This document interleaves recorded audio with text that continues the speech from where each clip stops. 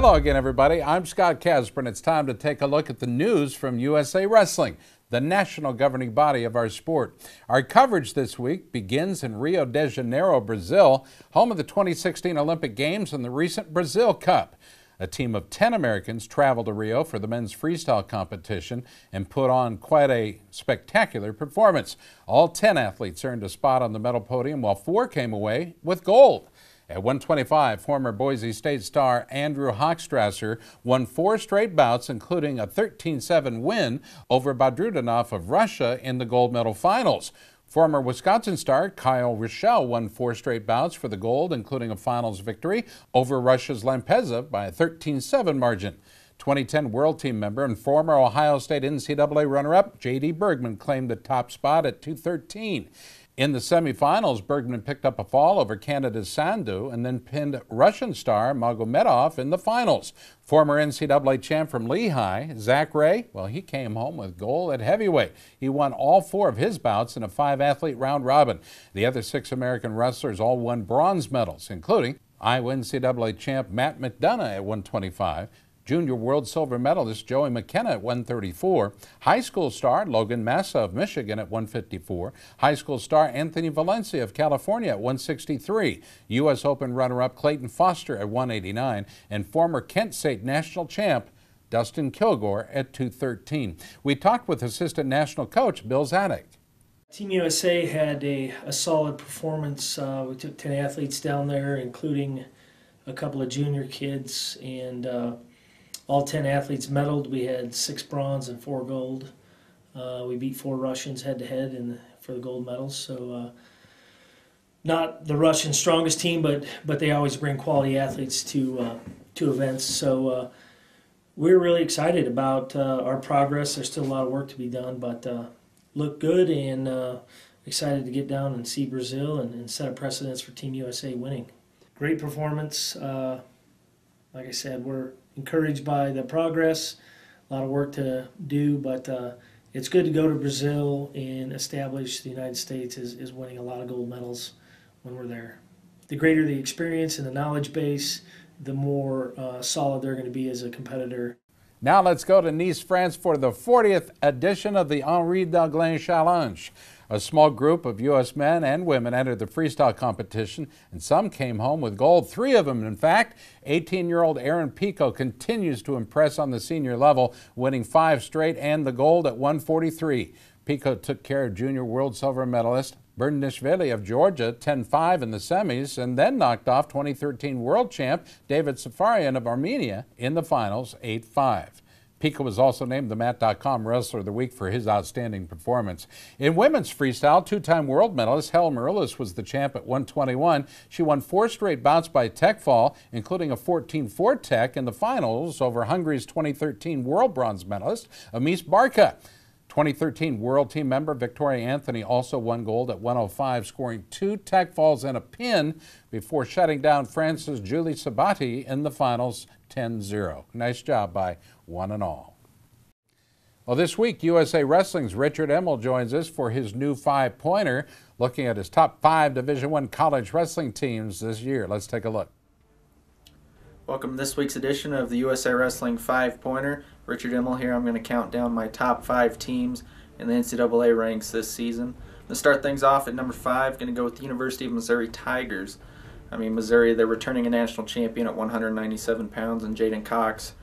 Also a couple returning All-Americans in Alan Waters at 125, Drake Hudeshelt at 149, and they have the emergence of Willie Miklas at 184.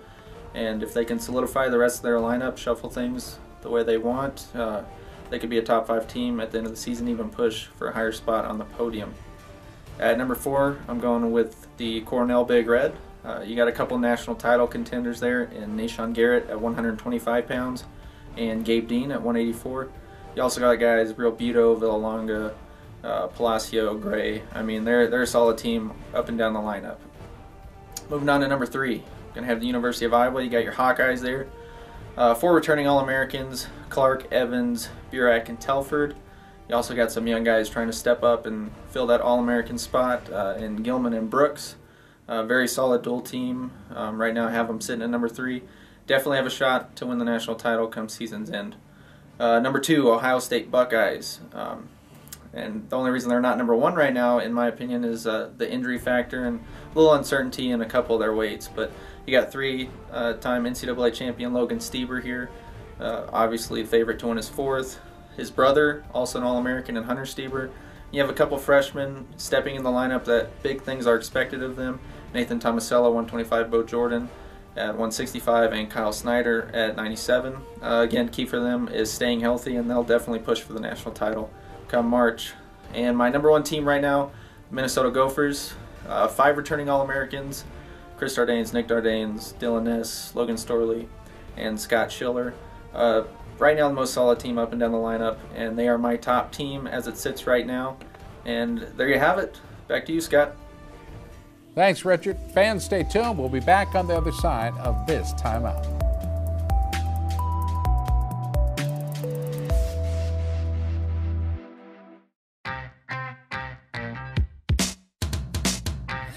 ASICS has been there. They've been the lifeblood of the sport.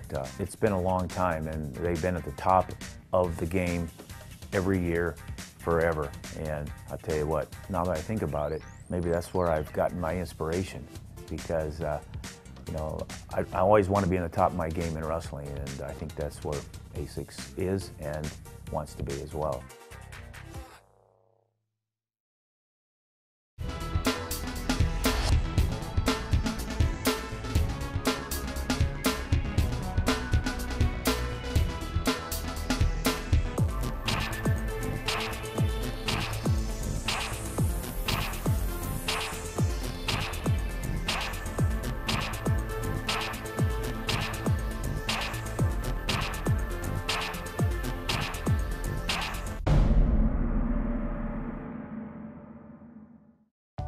Hi, I'm Wayne Boyd, Director of Operations and Development for Titan Mercury Wrestling Club.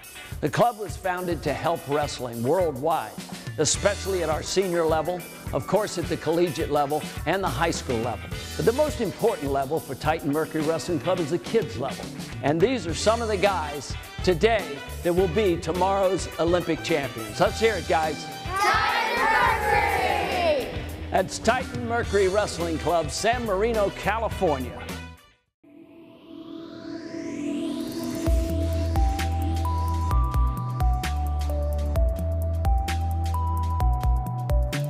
Well, the college wrestling season is still young, but some major dual meets between top-level teams are already taking place. In Iowa City, the Iowa Hawkeyes hosted in-state rival Iowa State. That was over the weekend, and a crowd of nearly 12,000 came out to see the two traditional powers battle for the bragging rights and the Gable Trophy. Well, the Hawkeyes were strong from the start. At 125, fourth-ranked Thomas Gilman scored takedowns in the first and third periods for a 6-1 victory over Iowa State's Kyle Larson. Did McDonough and Ramos always go out there and score pens and falls every time? I mean, you guys tell me. You guys are the media. You guys know. But like I told these other guys, I mean, we're not doing our job. They're doing their job too much. They're trying to keep it close. And we have to go out there and put pressure on these guys and open them up and be physical. You know, we're not opening them up enough, and you know, maybe we weren't ready enough for these guys to come in here and just keep it close. You know, pick up the pace, especially on these guys. Not just these guys. I don't want to say these particular guys, but these type of guys where they're coming in here to keep it close. They're trying. When you watch my matches, just time me up. So I gotta pick up my pace, and you know, the other guys gotta pick up their pace too. We gotta open them up, get their feet moving. And next up in a battle of All-Americans at 133, it was Hawkeye Corey Clark surrendering the very first takedown before taking control for an 8-3 win over Earl Hall. I feel like I could have did a better job at getting to my offense and scoring more points. I wrestled to be comfortable. I feel like I kind of wrestled to be comfortable and get the win instead of maybe get myself a little uncomfortable and widen the gap and dominate the match, which is what I'm about. And I might have maybe been a little tired out there, but that's something that I can wrestle through. It wasn't no big deal. I just needed to get tougher, I think. Something that I'm going to be thinking about here for the next few days, but I mean, it's over, so I got to move on in the same sense. But, I mean, once I was in that front headlock, I knew he was going for something big. I knew when there was short time and he's down by 4 or 5, he's going for something big. But instead of me shutting down and wrestling comfortable once again, just comfortable wrestling to win, I would kind of wish I would have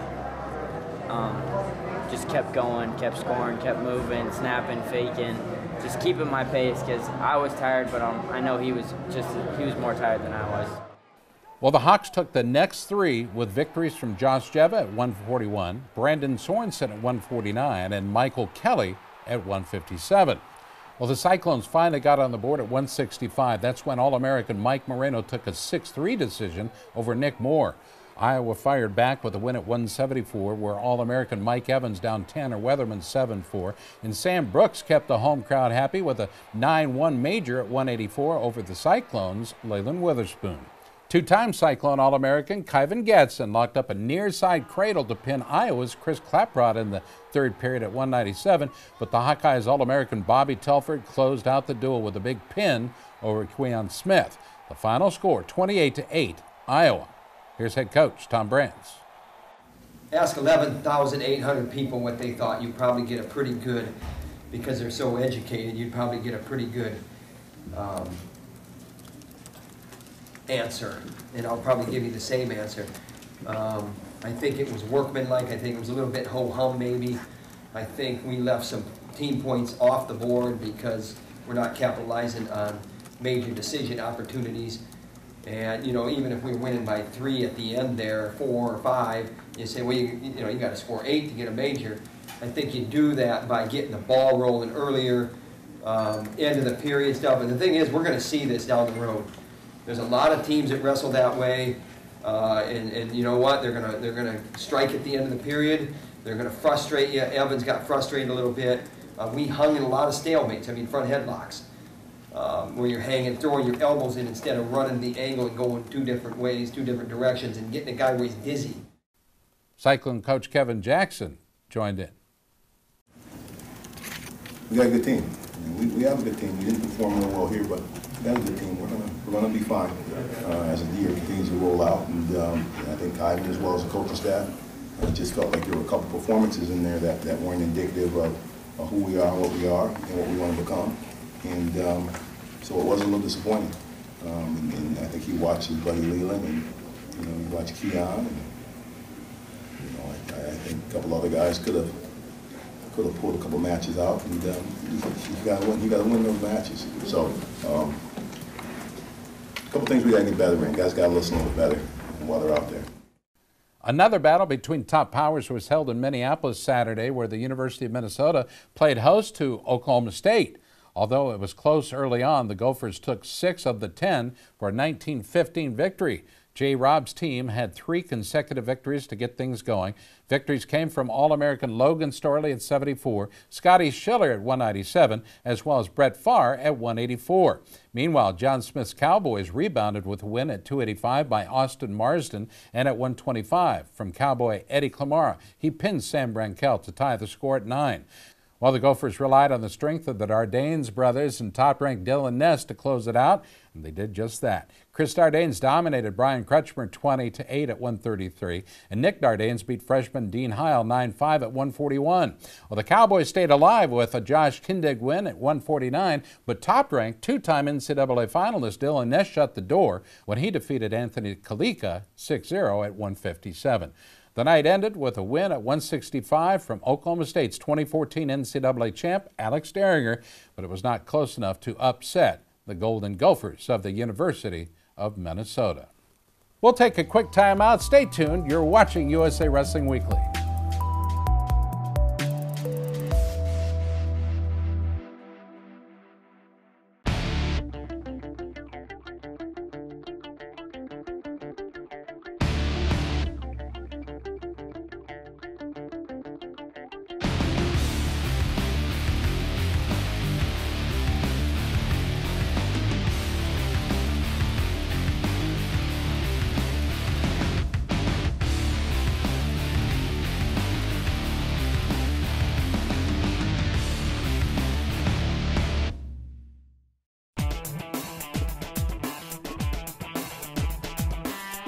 Each season, Liberty Mutual's Responsible Sports Community Grant Program awards $65,000 to youth sports organizations and school sports programs that demonstrate their commitment to responsibility in youth sports. Your organization could be one of our 20 winners this season.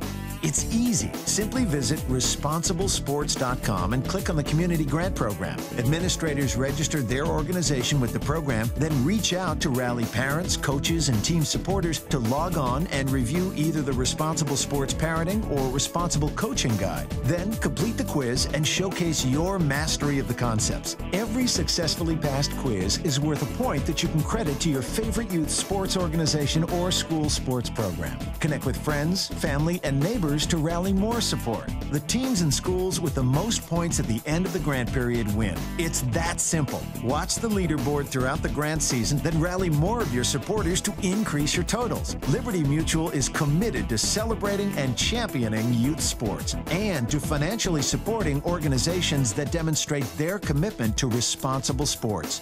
Join the movement and start earning points toward your community grant.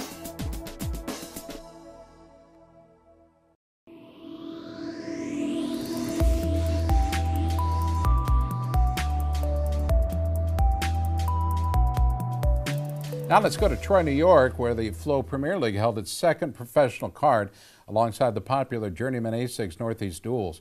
The main event featured the last two athletes to compete at the World Championships for the U.S. at 189. It was Ed Ruth versus Keith Gavin. Ruth opened the bout with a takedown 20 seconds in and added a second takedown to close the first period 4-0. Gavin secured his first points of the match midway through the second period on an arm drag takedown, but Ruth would tack on two takedowns of his own in the second for an 8-2 lead heading into the final period.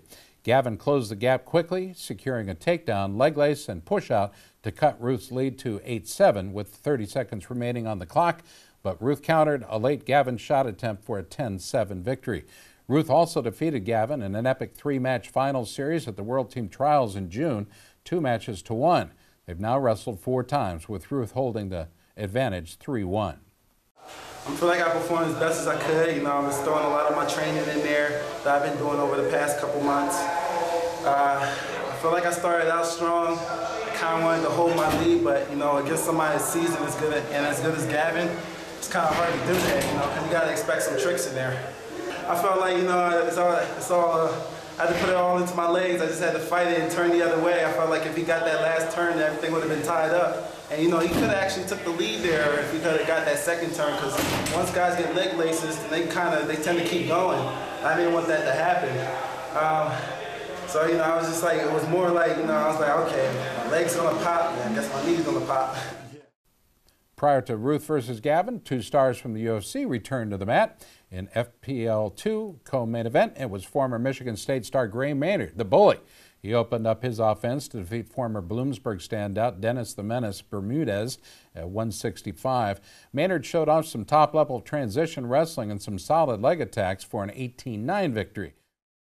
I felt pretty good. I mean, you know, I've always kept going on the takedowns and tried to get in with a couple good guys here and there. Tore my hamstring a while ago, so I haven't really been able to train like how I'm supposed to. Yeah. But it was good, man. It was fun to be back on the mat. Great time, and like I had Johnny Nunez. He helped me out for the past 2 months, and then went down to North Carolina State, worked out there a couple days. So, yeah, it was good. Well, the Flo Premier League will continue its inaugural campaign with FPL 3, Gomez versus Metcalf. It'll take place in New Lenox, Illinois, December 20th. Well, last week we announced that 4-time NCAA champ and top freestyle Olympic hopeful Kyle Dake had decided to switch over to Greco-Roman to battle 2014 world champ Arsen Gilifalakian of Armenia in the main event at the Grapple at the Garden December 21st in New York City. Dake is currently in Colorado Springs training in Greco-Roman at the U.S. Olympic Training Center. Dake is mixing it up with some of the nation's top Greco-Roman athletes and coaches while he prepares for the monumental task awaiting him in New York City. I just wanted to become a better wrestler, and the Greco team has a ton to offer with tie-ups and parterre, and winning the tie-ups, winning the pummel, winning the fight, and just wanted to come out here and give it a try, prepare for my big match, and hopefully learn a few things. Matt had been asking me to wrestle some Greco for a while, and I just wanted to kind of see where I was. I could have wrestled any U.S. guy, and I can do that anytime, but if you get to challenge yourself with the best in the world, why not? So it'll be a fun match. I gotta definitely wrestle smart, wrestle to where I'm strong, and don't let him get to things he's good at. So I've been working with Matt and a couple of the guys out here, trying to figure out, scout him a little bit, and hopefully go win that thing. National Greco-Roman coach Matt Lindland encouraged Dake to test himself in Greco and talked with us about Kid Dynamite. I mean, Kyle's one of the best American wrestlers we've ever had come through our college system, and just to have him, wrestling Greco, training in our room is an advantage to our guys and to him and to the whole program, honestly. This guy's open-minded, he's coachable, he's got all the qualities you want in an athlete. First of all, he's a great athlete, he works hard, he trains hard, he knows how to compete, but he's also very, very humble and coachable and open-minded about learning, and even if he does go back to freestyle full-time, he knows that he can use some of the skills that he's going to develop here. His gut wrenches are going to get better. His defense on parterre is going to get better. And he knows the hand fighting and controlling the positions. And he's pretty darn good at Greco for not wrestling it since, I think, 2008 when he was on a world team for us as a junior. Our news continues on the other side of the break. Stay tuned. It's USA Wrestling Weekly.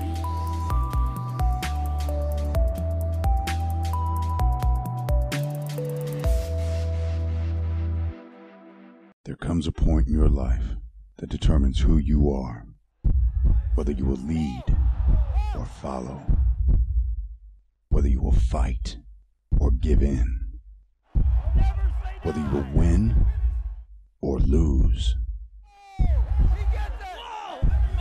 and what you will count as your victory.